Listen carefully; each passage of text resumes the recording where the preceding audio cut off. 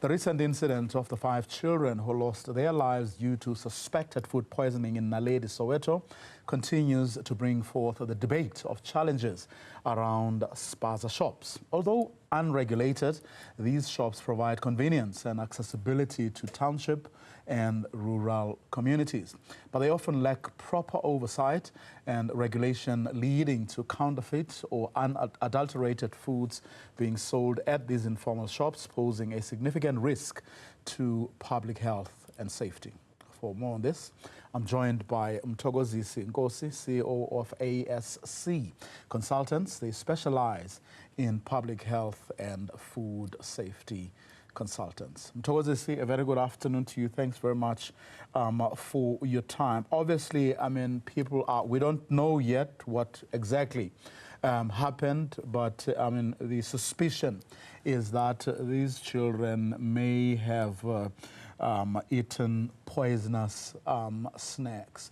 Just from your recall, how often do we see, because some of these go, of course, unreported, even from cases that go to hospitals or clinics, as far as you know, just how often do we get situations where people get ill, and God forbid it doesn't get worse than that, but from food poisoning? Yes, thank you. Thank you for having me in your show, and good afternoon to you and to the viewers at home. Food poisoning is very tricky, especially in South Africa, because I would say that it is only now that we are getting used to the idea that food can be poisonous and there is action that is taken against it. If you look at the crisis of listeriosis, the reported cases were over 1,000 cases, confirmed cases, and over 220 people are reportedly to have died because of listeriosis. I would like to think that that incident actually was pivotal in this country to show people that food safety is critical. And of late, we have seen that, for example, the Department of Health in the Gauteng province have started taking statistics to determine how many people are actually getting sick. And in their latest report, they said over 200 children have been reported to have gotten sick because of food safety related incidences.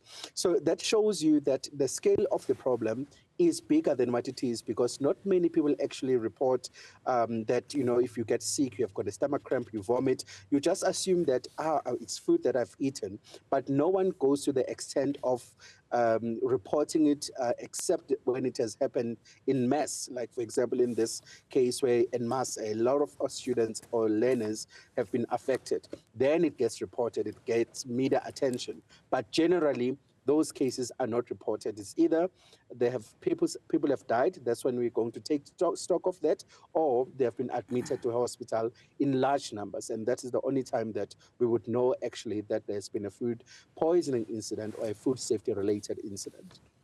I'm glad you actually went there, because I was going to take you there to the listeriosis case involving, of course, a very big company. Because, and I was going to take you there because you may have seen what had the scenes coming out of Naledi yesterday, where people were harassing, you know, the spaza shop owners and looting, and they had to close shop and the like, because it seems to me that the assumption is that this only happens with these spaza shops or small traders, when in fact, as the listeriosis case proved, even big established companies that presumably, or we assume, have all the health, you know, and other things put in place, that it never happens to such.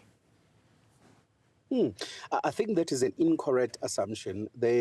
Because we had a case of a retailer just 2 weeks back in Mthokozisi, where it was reported that children got sick and some of them died just because after eating or consuming or allegedly consuming something that they bought from a recognized retailer, where you wouldn't really think that if you buy something from there, you could get sick.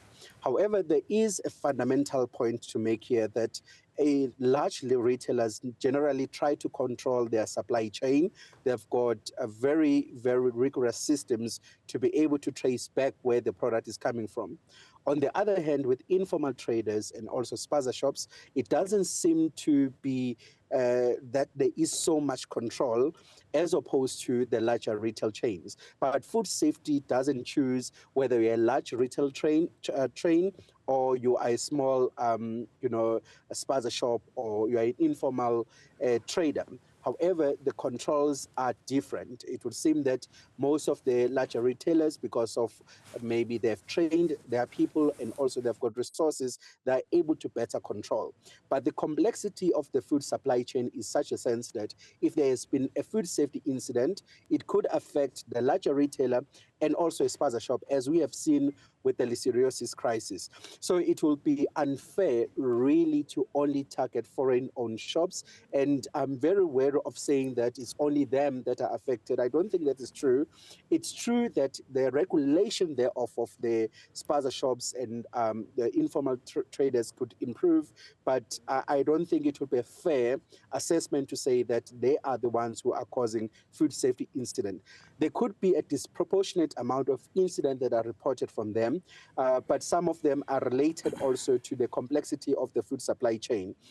If I may make an example, if you go to the spaza shops, especially in the townships, you'd find that some of these products, you don't actually know where they're coming from. You don't know the manufacturer. They don't even have the right labeling instructions as per the regulations R142.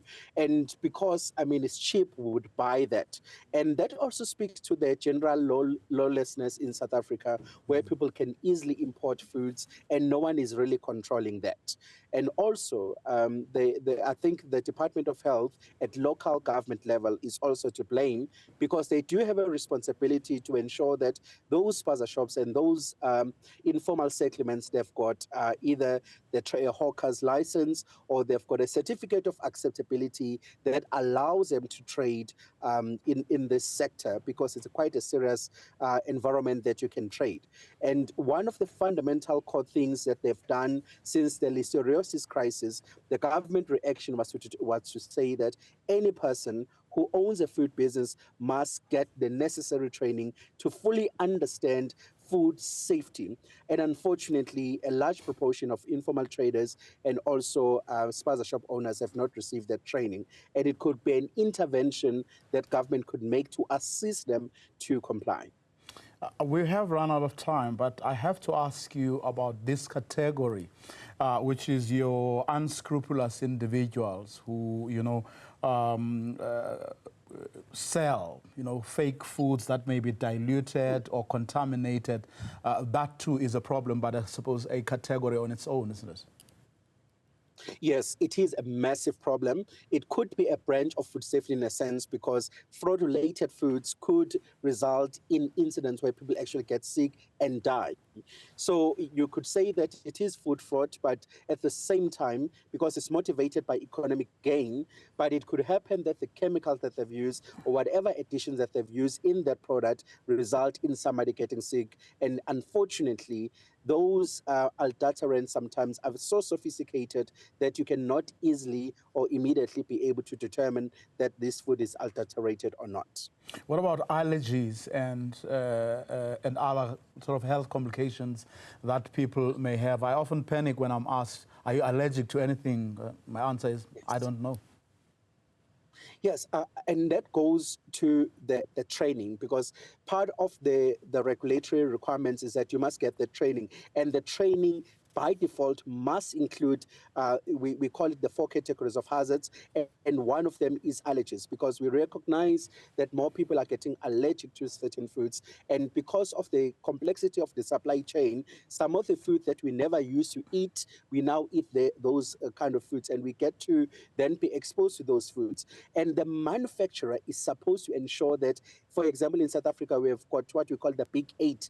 If you use any of those ingredients in your facility, you ought to tell the consumer that this product may contain this allergen. It's illegal. It's a legal requirement. You have got to communicate that. But unfortunately, if you don't understand the risk profile or the food safety aspects, you will never know that you are supposed to do that. And of course, then people get allergic reactions as a result of eating food that they are allergic to.